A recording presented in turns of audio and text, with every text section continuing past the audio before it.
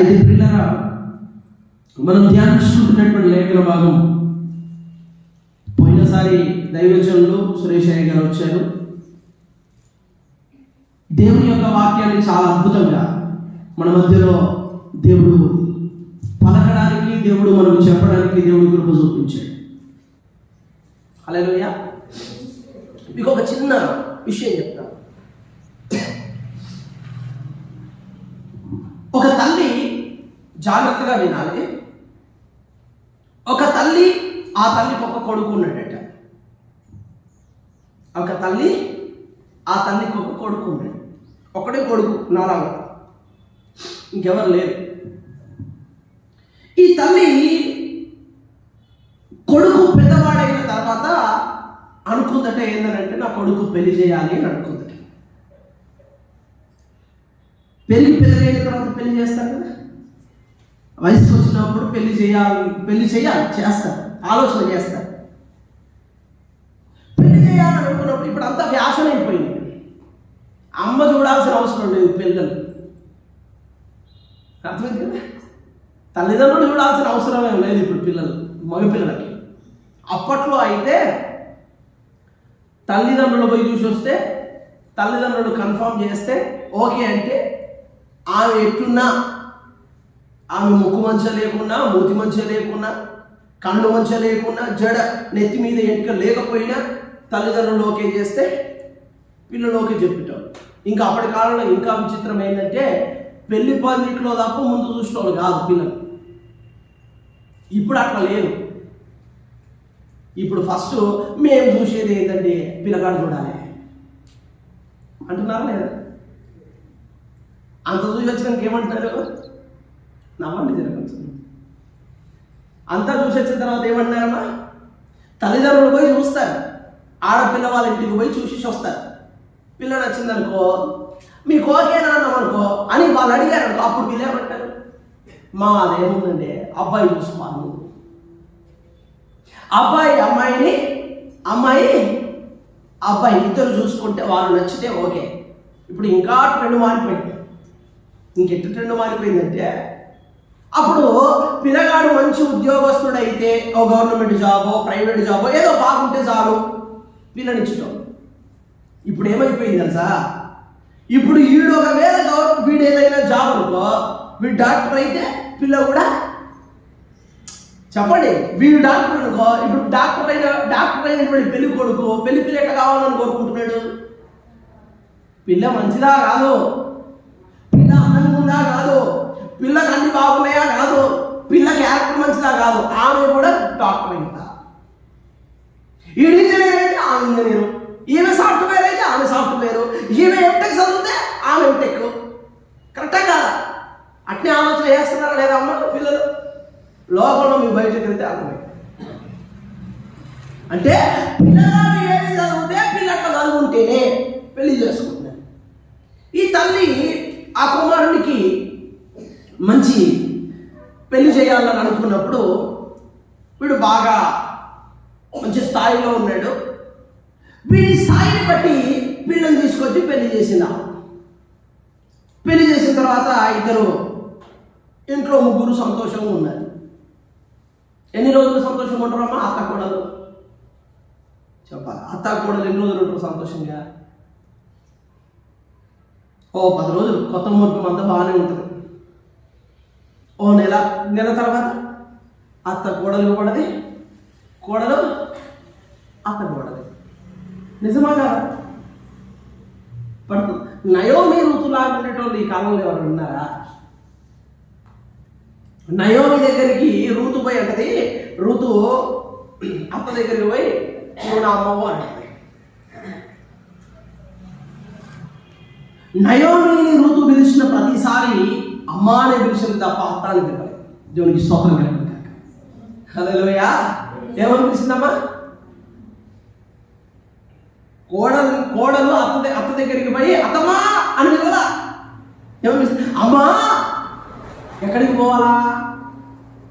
పలానా పొలంలోకి పరిగెడుకోవడానికి పోమ్మా అని చెప్పి ఆ పొలంలోకి వెళ్ళింది, ఆ పరిగెనే ఏరింది, ఆమె చెప్పిన పనిని మాత్రమే చేసింది. హల్లెలూయా. ఇంకా వేరే పని చేయలేదు. అయితే ఒక నెల రోజులు దాటిన తర్వాత ఈ భార్యాభర్తలు ఇద్దరు చాలా సంతోషంగా ఉంటున్నారు. కానీ కోడలికి అతను పడరాట్లా. కోడలికి అతని మధ్యలో పడొస్తారా? అత్తకు చాలా ఇష్టం ఎక్కువ కదా, తిట్టడము, అట్లా ఇట్లా, ఇది చేయట్లేదు, అది చేయట్లేదు, అట్లా ఉంటున్నావు, ఇట్లా ఉంటున్నావు, ఇది చేస్తున్నావు, అది చేస్తున్నావు అని చెప్పి పదే పదే అనేసరికి ఈమె భర్తకు ఫోన్ చేసి, ఉంటే నేనైనా ఉండాలి, లేకపోతే మీ అమ్మాయినా ఉండాలి. ఉంటే నాతోనైనా ఉండు, లేకపోతే మీ అమ్మతోనైనా ఉండు అని చెప్పి ఈ అమ్మాయి ఫోన్ చేసి చెప్పింది. ఎవరికి? అబ్బాయికి. ఇంటికి వచ్చిన తర్వాత ఈ అబ్బాయి ఇద్దరిని కన్విన్స్ చేయడానికి ప్రయత్నం చేశాడు, కానీ కన్విన్స్ అవుతలేదు.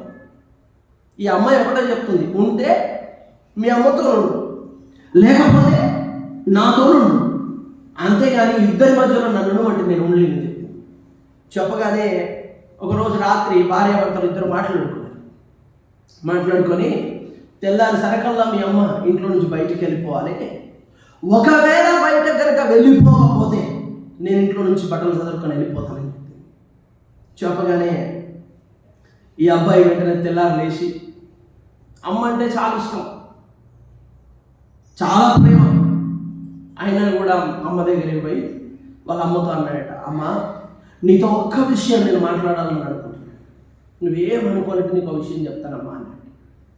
అనగానే చెప్పు బిడ్డ ఏంటిది అని అంటే, అమ్మ నువ్వు ఇంట్లో ఉంటే నువ్వు తీసుకొచ్చిన కోడలు ఇంట్లో ఉన్నట్టుంది, నువ్వు ఇంట్లో నుంచి బయటికి వెళ్ళిపోతావా అని అడిగాడు. నువ్వు ఇంట్లో నుంచి బయటికి వెళ్ళిపోతే అప్పుడు మేమిద్దరం ఉంటామమ్మా అని చెప్తే తల్లి అన్నదట, సరే నాన్న, ఎక్కడ వదిలేస్తావు నన్ను, ఎక్కడ విడిచిపెట్టేస్తావు, నువ్వు ఎక్కడికి పంపిస్తే అక్కడికి పోతారా అని చెప్తే ఆమె బట్టల బ్యాగ్ తీసుకొని ఈ అమ్మని తీసుకొని ఒక పెద్ద అడవిలోకి తీసుకొని వెళ్ళి ఆ అడవిలో ఆ భయంకరమైనటువంటి కీకర అరణ్యంలో ఈ తల్లిని వదిలిపెట్టి, ఆమె సంచిని వదిలిపెట్టి, ఒక బండ మీద వదిలిపెట్టి ఈ కుమారుడు వచ్చేసాడు. ఎంత భయంకరమైనటువంటి అరణ్యం అంటే అన్ని పులులు, తేళ్ళు, పాములు, భయంకరమైనటువంటి జంతువులు తిరిగేటువంటి స్థలం అది. అక్కడ వదిలిపెట్టి వస్తే ఆ తల్లి అదే బండ మీద కూర్చొని ఏడుస్తూ ఏడుస్తూ ఏడుస్తూ ఏడుస్తూ ఏమీ తినకుండా, నీళ్లు తాగకుండా ఆ మట్లనే ఉండిపోయింది. తిరిగి కుమారుడు ఇంటికి వచ్చేసాడు. ఇంటికి వచ్చిన తర్వాత తన భార్యకు చెప్పాడు, అమ్మా నువ్వు వదిలిపెట్టమని చెప్పావు కదా, నేను వదిలిపెట్టాను అని చెప్పి ఈ కుమారుడు తన భార్యతో చెప్పిన తర్వాత భార్యకు చాలా సంతోషం అయిపోయింది. పీడ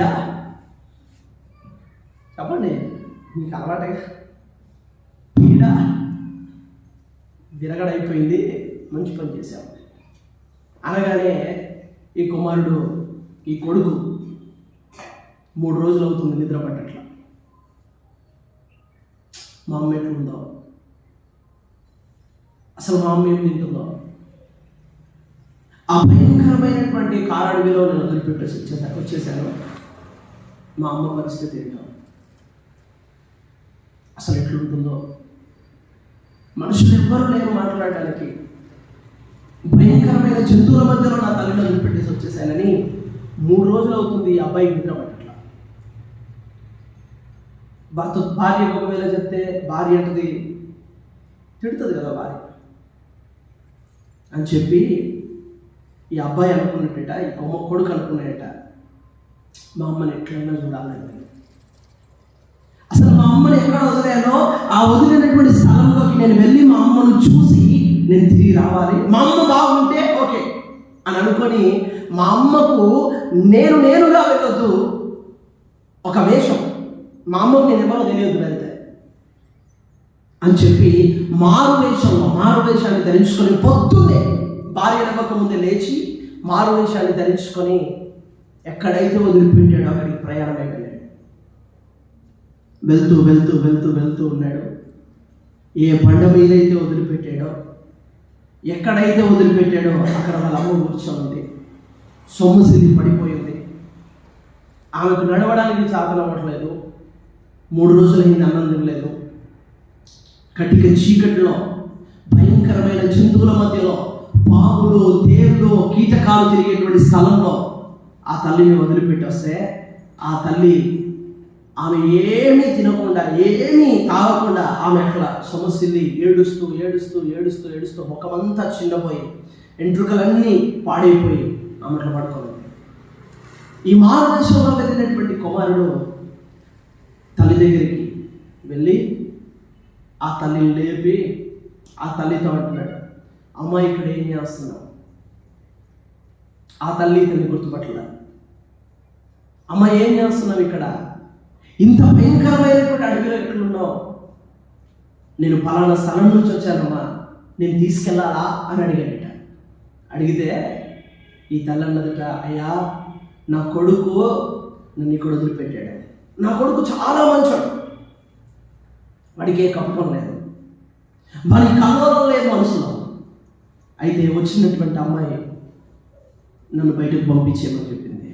నన్ను బయటకు పంపించాడు. అయినా నాకు బాధ లేదయ్యా, నువ్వు వెళ్తున్నావు కదా, నువ్వు తిరిగి నువ్వు ఊరికి వెళ్తావు కదా, ఏమీ లేదు, నేను ఇక్కడనే ఉంటాను, నేను ఇక్కడనే చచ్చిపోతాను, ఇక్కడనే నా ప్రాణం వదిలేస్తాను, నాకేం బాధ లేదు.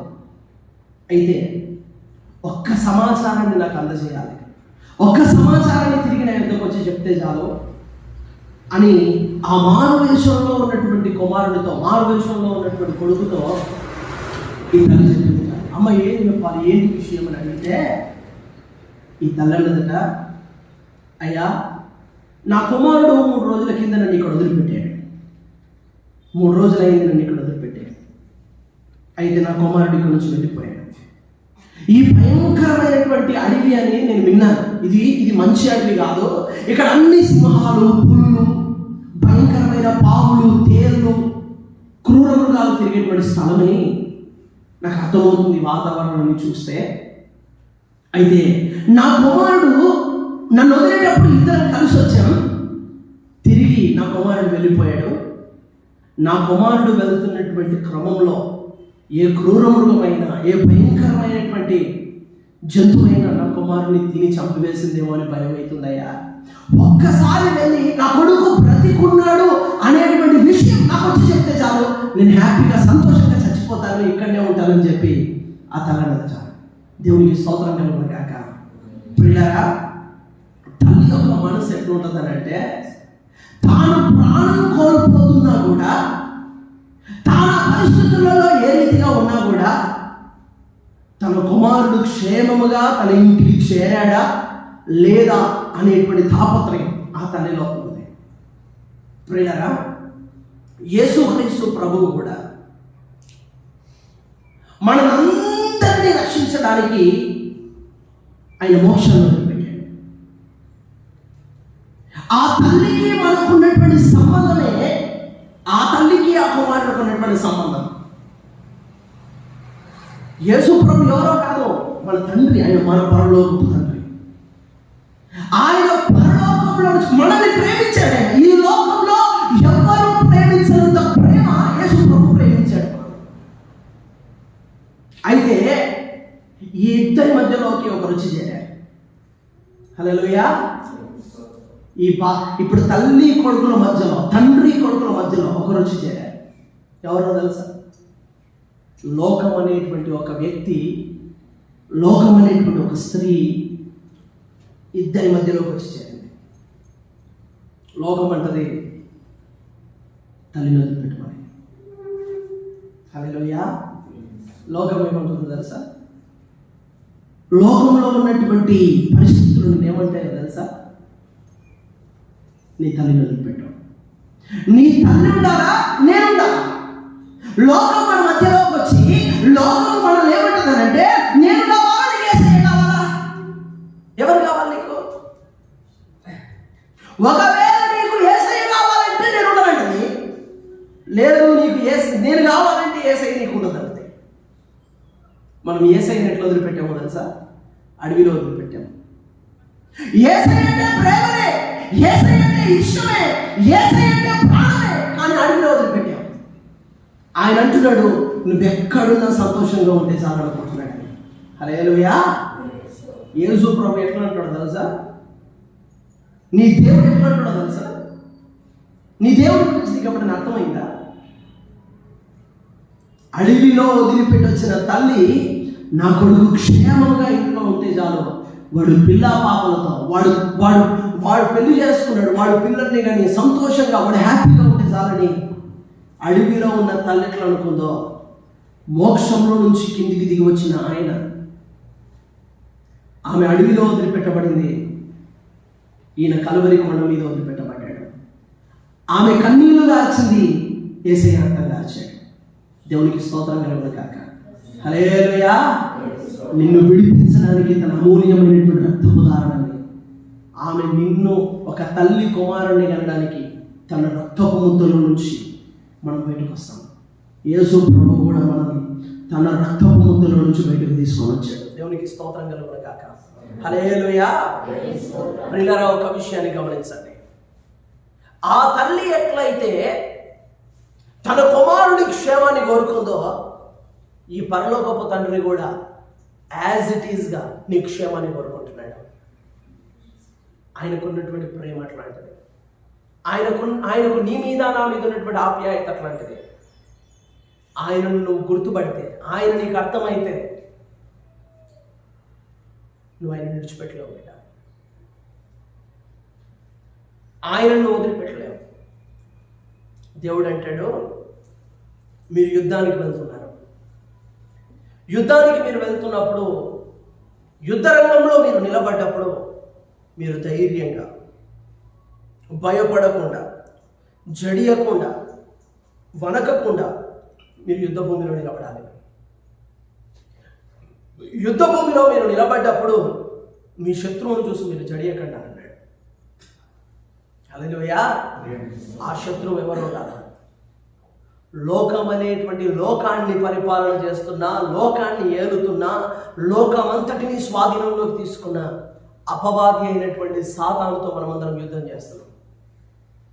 ఒకవేళ నీవు లోకాన్ని జయించలేకపోతే, ఒకవేళ నీవు లోకాన్ని కనుక ఓడించలేకపోతే, యేసు ప్రభు కూడా అదే అనుకుంటాడు. ఆయన కూడా బాధపడతాడు. ఆయన కార్చిన రక్తానికి, ఆయన పెట్టిన ప్రాణానికి విలువ లేకుండా పోతుంది. అందుకని ఆయన అంటున్నాడు, ఇదిగో శత్రువుతో మీరు యుద్ధం చేస్తున్నారు. మీరు యుద్ధ రంగంలో నిలబడుతున్నారు. మీ దగ్గర కవచాలు లేవు, మీ దగ్గర ఆయుధాలు లేవు, మీ దగ్గర కావలసినటువంటి బలగాలు మీ దగ్గర లేవు. అయితే మీకుండేటువంటి బలగం ఏంటో తెలుసా? మీ ధైర్యమే మీ బలం అన్నాడు. హల్లెలూయా. మీ ధైర్యం మీ బలం. మీ ధైర్యాన్ని మీరు బలంగా చేసుకున్నప్పుడు శత్రువు ముందు నిలబడ్డాడు. ఇదిగో నేను లోకమును జయించి ఉన్నాను అన్నాడు ఆయన. నీవు ఆయనతో ఉంటే లోకాన్ని జయించగలవు. ఆ స్త్రీ ఎట్లయితే ఇంట్లోకి వచ్చిన తర్వాత తల్లికి కుమారుని దూరం చేసిందో, లోకం నీ దగ్గరికి వస్తే ఆటోమేటిక్గా యేసు ప్రభువుని దూరం చేస్తుంది. అందుకనే ప్రియులారా, నువ్వు యుద్ధ భూమిలో నిలబడ్డప్పుడు, నీవు సైన్యంలో నిలబడ్డప్పుడు, యేసు ప్రభువుల వారు నీకు ముందుగా నడుస్తూ ఉన్నప్పుడు, నువ్వు ఆయన వెనుక సైన్యంగా నిలబడ్డప్పుడు, ఆయన రారాజుగా ఉన్నప్పుడు, ఆయన సైన్యంలో నువ్వు ఉన్నప్పుడు, నీవు లోకాన్ని జయించలేకపోతే, నువ్వు లోకాన్ని ఓడించలేకపోతే, నీ దగ్గరికి వస్తున్న ప్రతి పాపపు క్రియను నువ్వు జయించలేకపోతే, యేసు ప్రభు నీ ముందు నిలబడ్డానికి ఉపయోగం లేదు. యేసు ప్రభు నీతో ఉండడానికి ఉపయోగం లేదు. అయితే యుద్ధంలో ఉన్నటువంటి వాడు, మనం గత వారంలో మనం ధ్యానించుకున్నాం, గృహాన్ని కట్టుకొని గృహ ప్రతిష్ఠ చేయనివాడు, గృహ ప్రవేశం చేయనివాడు యుద్ధ భూమిలో ఉండద్దు అన్నాడు. ఆ గృహం ఎవరో కాదు, మన దేహమే అయిన గృహం అని మనం మాట్లాడుకున్నాం. ఈ గృహాన్ని యేసయ్యకు ప్రతిష్ఠించాలి, ఈ ఇంటిని యేసయ్యకు ప్రతిష్ఠించాలి, నీ శరీరాన్ని యేసయ్యకు ప్రతిష్ఠించాలి. అయితే ఇంకొక విషయాన్ని దేవుడు తెలియపరుస్తున్నాడు. ద్రాక్ష తోట వేసి ఇంకా దాని పండ్లు తినక ఒకడు యుద్ధ భూమిలో చనిపోయిన ఎడల వేరొకడు దాని పండ్లు తినుడు కనుక అటివాడు తన ఇంటికి తిరిగి వెళ్ళవచ్చును. దేవునికి స్తోత్రం కలుగును గాక. ప్రియులారా, యుద్ధ భూమిలో నిలబడకూడనటువంటి వాళ్ళ గురించి చెప్తున్నాడు. మొదట ఎవరు నిలబడుతున్నాడు? భయము అంటే ఎవరైతే భయపడతారో వాళ్ళు యుద్ధ భూమిలో పనికిరారని చెప్పాడు. రెండవది ఏం చెప్పాడు? ఎవడైనా ఇల్లు కట్టుకున్నాడు ఉంటే ఆ ఇల్లు కట్టుకున్నవాడు గృహప్రవేశం చేయని వాడైతే వాడు యుద్ధ భూమిలో ఉండొద్దు, యుద్ధంలో నుంచి బయటకు రావాలని చెప్పాడు. ప్రియులారా, ఇప్పుడు రెండవ విషయాన్ని చెప్తున్నాడు. ఒకడు ద్రాక్ష తోటను వేసి, మరి వేరే తోటను ఏం లేదు, ఎందుకనలేదు ఆయన? బాగా గమనించాలి, లేఖనాన్ని మనం క్షుణ్ణంగా పరిశీలన చేయాలి. అసలు దేవుడు ద్రాక్ష పండు గురించి ఎందుకు చెప్పాడు? ఇప్పుడు చాలా చాలా తోటలు ఉన్నాయి కదా. ఒలీవ తోట గురించి మాట్లాడబడింది, అంజూరపు తోట గురించి మాట్లాడబడింది, ఇంకా వేరే రకరకాలైనటువంటి తోటల గురించి మాట్లాడబడింది. కానీ దేవుడు యుద్ధ భూమిలోకి వెళ్ళేవాడు ద్రాక్ష తోటల గురించి ఎందుకు మాట్లాడాడు? ఎన్నో రకాలైనటువంటి తోటల గురించి ఎందుకు మాట్లాడలేదు? అరే, మీరు ఏదైనా సరే పంటను వేసుకొని ఉంటే ఆ పంట యొక్క ఫలమును మీరు తినకపోతే మీరు యుద్ధంలోకి రావాలని అన్నాడా? ఆయన అట్లా అన్నాడా? అంటే ఏమన్నాడు? ద్రాక్ష తోటను వేసి దాని ఫలాలు మీరు తినకపోతే మీరు యుద్ధంలోకి రావద్దన్నాడు. ద్రాక్ష పండుకి యుద్ధానికి సంబంధం ఏంది కదా? ఆలోచన చేయాలి కదా. ద్రాక్ష పండుకి ద్రాక్ష ఫలాలు తినడానికి యుద్ధ భూమికి సంబంధం ఏముంది? వేరే కూడా వచ్చి తింటాడట, తింటే ఏమైంది యుద్ధంలో పోవడానికి? అంతేనా కాదా అమ్మ? మీరు అర్థమవుతుందని చెప్పేది అర్థమవుతున్న వాళ్ళు ఒకసారి స్తోత్రం చెప్పండి. హల్లెలూయా. అర్థమవుతున్నారు. ఇప్పుడు యుద్ధానికి ద్రాక్ష తోటకు సంబంధం ఉందా? లేదు. దేవుడు అంటాడు, లేదు లేదు లేదు లేదు. మీరు ఒకవేళ మీ సమాజంలో యుద్ధ భూమిలోకి వెళ్ళేవాడు ఎవడైనా ద్రాక్ష తోటలు వేసి దాని ఫలాలు తినకపోతే మన ఇంటికి పంపించాడు రా అన్నాడు. ఇంటికి పంపించాడు రా అంటే చూశాను. ద్రాక్ష తోటలు వేసి దాని ఫలాలు తినడానికి కనిపిస్తే వాళ్ళ ఇంటికి పంపించేశాడు. హల్లెలూయా. ఎందుకు? వాడు ఎందుకు పనికిరాడు యుద్ధ భూమిలో? యోహాను సువార్త 15వ అధ్యాయంలో అంటాడు, నేను ద్రాక్షావల్లిని. దేవుడికి స్తోత్రం కలుగును గాక. హల్లెలూయా. యేసు ప్రభువు అంటాడు, నేను ద్రాక్షావల్లిని. మీరందరూ ఎవరంటే మీరందరూ తీగలై ఉన్నారని అన్నాడు. మీరందరూ ఎవరంటే ద్రాక్షావల్లికి తీగలు ఎట్లయితే ఉంటాయో మీరందరూ నీ తీగలు. మనమందరమైన తీగలు. ఈ తీగలకు ఏం కావాలంటే బాగా అర్థం చేసుకోవాలి వాక్యాన్ని. ముగిస్తాను ఇక. ఇప్పుడు ద్రాక్షావల్లి ఆయన కాండమై ఉన్నాడండి. ఆయన కాండం అంటే మొదట పెట్టబడినటువంటిది. మొదట మనం ఏదైనా చెట్టును పెట్టాలనుకో మొదలు ఒకటి పెడతామో పెట్టము. ఇప్పుడు ఏదైనా తీగ బారే చెట్లు ఉంటాయి కదా, ఏదైనా మొదలు పెడితేనే కదా బయటకు వచ్చేది. పెట్టకుండా ఏదైనా బయటకు వస్తుందా? మొదలు పెట్టబడిందే యేసుక్రీస్తు ప్రభు. హల్లెలూయా. ఈ మొదలు పెట్టబడిన తర్వాత ఇప్పుడు ఆయన అంటున్నాడు, మీరందరూ తీగలుగా నాలో వేరు పారాలన్నాడు. అయితే ఇప్పుడు అంటున్నాడు, ఈ ద్రాక్షావళికి మీరందరూ తీగలుగా వేరుపారు. మీరందరూ వేరుపారిన తర్వాత ఒరే ద్రాక్ష తోట నువ్వు కనుక ఫలించకపోతే, ఇప్పుడు ద్రాక్ష తోట ఎందుకు వేసినాం మనం? మనం తోట వేసినాం. ఎందుకు వేసినాము? తీగలు వాడితే సరిపోతా? చెప్పాలి. తీగలు వాడితే సరిపోతుందా? కాకరకాయ తీగ వేసినాం మన చర్చి కాడ, తీగ వారింది, కాకరకాయ రాలేదు. చూసినాం రాలేదనుకో ఏం చేస్తాము?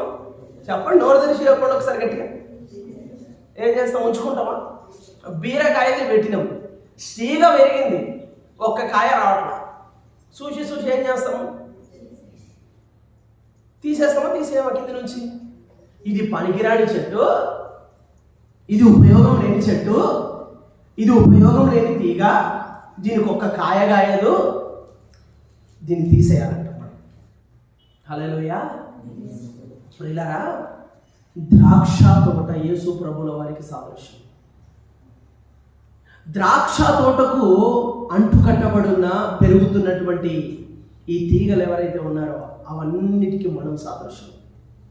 అయితే యేసు ప్రభు అంటున్నాడు, యుద్ధంలోకి వెళ్ళేటువంటి వాంతో అంటున్నాడు, ఎవడైనా ద్రాక్ష తోట వేస్తే ద్రాక్ష ఫలములు తినకుండా ఇందులోకి వస్తాయి, వాడు యుద్ధానికి పనికిరాడు. వాడు వెళ్ళి వాడి ద్రాక్షకాయలు వాడు తినాలి ఫస్ట్, ఆ తర్వాత యుద్ధ భూమిలో అడుగు పెట్టాలి. లేదనుకో, వాడు ద్రాక్ష తోట వేసాడు, వచ్చాడు, అయితే ఏం జరుగుతుంది? వేరేటోడు వచ్చి ఆ ఫలాన్ని తింటాడు. ఇక్కడ ఆత్మీయంగా మనం ఆలోచన చేస్తే ఆత్మీయమైనటువంటి అర్థం ఏంటో తెలుసా? ద్రాక్ష తోట యేసు ప్రభుల వారికి సాదృశ్యం అయితే దానికి వచ్చేటువంటి ఫలాలు ఏవైతే ఉన్నాయో అవి మన ఆత్మ ఫలాలకు సాదృశ్యం. హల్లెలూయా. ఒకవేళ మన లోపల కనుక ఆత్మీయమైనటువంటి ఫలాలు ఫలించకపోతే, ఎవడైనా యుద్ధంలోకి వచ్చేటువంటి వాడు, ఎవడైనా యుద్ధ రంగంలో నిలబడేటువంటి వాడు, ఎవడైనా యుద్ధ భూమిలో వచ్చేటువంటి వాడు, వాడు ఫలాలు ఫలించకుండా వస్తే, వాడు ఫలాలు తినకుండా వస్తే వాడు యుద్ధ భూమిలో పనికిరాడన్నాడు. ఒకవేళ మనమందరం యుద్ధ భూమిలో ఉన్నాం, మనమందరం కూడా యుద్ధం చేసేటువంటి స్థలంలో ఉన్నాం, మనమందరినీ కూడా యేసుక్రీస్తు ప్రభుల వారు తాను నాయకుడిగా ఉండి శత్రువుతో యుద్ధం చేయమని చెప్పాడు. అయితే మన లోపల ఆత్మ ఫలాలు ఫలించకపోతే, ఆత్మ ఫలం ఏమనగా అని 9 విషయాలు చెప్పాడు. మంచితనము, విశ్వాసము, ఆశా నిగ్రహము, దీర్ఘశాంతము, ఇట్లా 9 విషయాలు చెప్పాడు. ప్రియులారా, గలతీయులకు రాసిన పత్రిక 5:22 విషయాలు రాయబడ్డాయి. ఒకవేళ నువ్వు ఆత్మీయంగా ఫలించకపోతే, నువ్వు ఆత్మీయంగా దీవెనకరంగా లేకపోతే, నువ్వు ఆత్మీయంగా నీ లోపల ఫలాభివృద్ధి కనిపించకపోతే, నువ్వు ఎన్ని సంవత్సరాలైనా దేవుని మందిరానికి వస్తూ, ఎన్ని సంవత్సరాలైనా దేవునితో ఉంటూ, నువ్వు దేవుని కోసం నమ్మకంగా, దేవునిలో ఫలభరితంగా, దేవునిలో ఆశీర్వాదకరంగా ఉండకపోతే దేవుడు నిన్ను యుద్ధ భూమిలో నిలబెట్టలేడు. నువ్వు ఆయన కోసం పనిచేయలేవు. ఆయన కోసం యుద్ధ భూమిలో నిలబడి ఒక సైనికుడిగా, మంచి సైనికుడిగా నువ్వు పోరాటం చేయలేవు. యోసేపు ఉన్నాడు, మంచి ఫలాలు ఫలించినటువంటి వ్యక్తి. దానియేలు ఉన్నాడు, మంచి ఫలాలు ఫలించినటువంటి వ్యక్తి. షడ్రక్ మేషక్ అబేద్నెగోలు ఉన్నారు, మంచి ఫలాలు ఫలించినటువంటి వ్యక్తులు. వీళ్ళను ప్రభు నిలబెట్టుకున్నాడు. ప్రవక్తలు ఉన్నారు, వాళ్ళు మంచి ఫలాలు ఫలించినటువంటి వారు, వాళ్ళు ప్రభు నిలబెట్టుకున్నాడు. ప్రభు నిలబెట్టుకుని వారిని వాడుకున్నాడు. ప్రభు మనతో అంటున్నాడు, నువ్వు యుద్ధ భూమిలో నిలబడాలంటే, నువ్వు శత్రువుతో యుద్ధం చేసి గెలవాలంటే నీ లోపల మొట్టమొదటిగా నీ గృహాన్ని ప్రతిష్ఠించాలి, రెండవ విషయంలో ఫలించాలి. హల్లెలూయా. ఈ గృహాన్ని ప్రతిష్ఠించి నువ్వు ఆయన కోసం ఫలిస్తే నిశ్చయముగా నిన్ను దేవుడు యుద్ధ రంగంలో నిలబెట్టి నీ చేతులకు యుద్ధం చేయ నేర్పించి నిన్ను గొప్పగా ఆశీర్వదిస్తాడు.